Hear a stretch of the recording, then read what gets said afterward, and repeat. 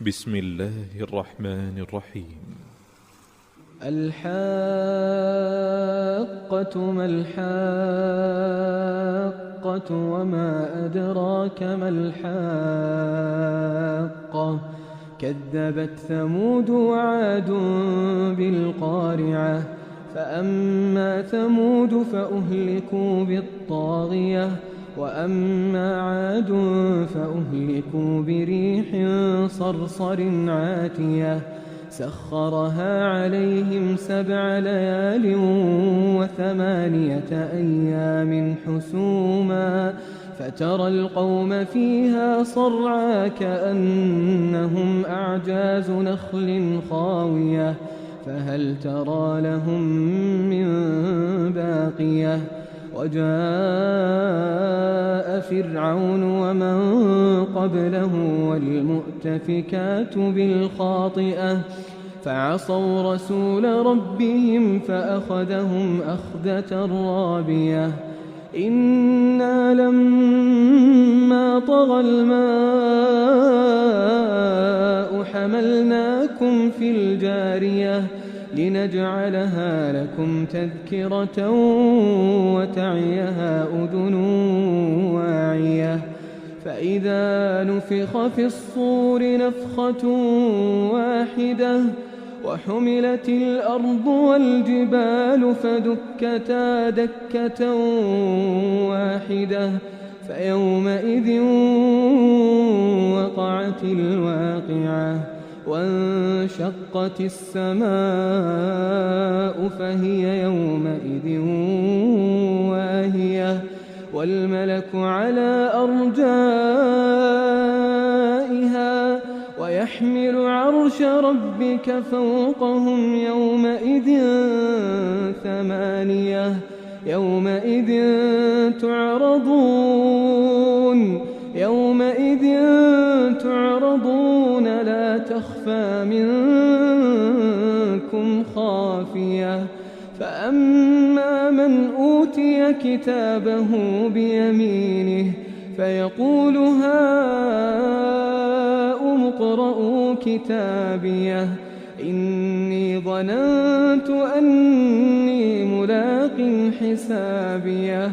فهو في عيشة راضية في جنة عالية قطوفها دانية كلوا واشربوا هنيئا بما أسلفتم في الأيام الخالية وأما من أوتي كتابه بشماله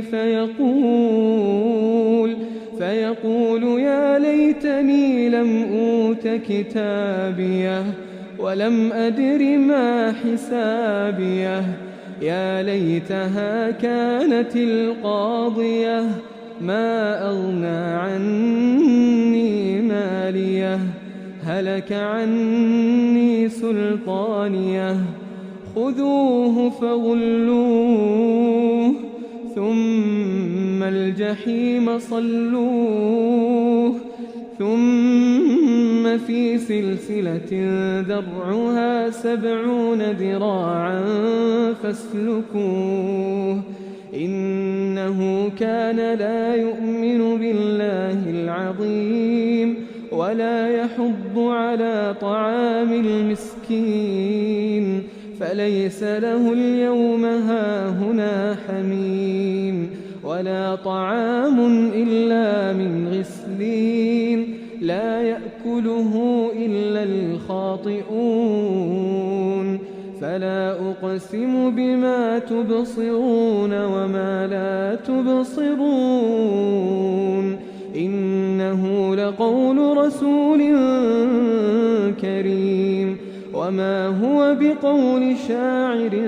قليلا ما تؤمنون ولا بقول كاهن قليلا ما تذكرون تنزيل من رب العالمين ولو تقول علينا بعض الأقاويل لأخذنا منه باليمين ثم لقطعنا منه الوتين فما منكم من أحد عنه حاجزين وإنه لتذكرة للمتقين وإنا لنعلم أن منكم مكذبين وإنه لحسرة على الكافرين وإنه لحق اليقين فسبح باسم ربك العظيم.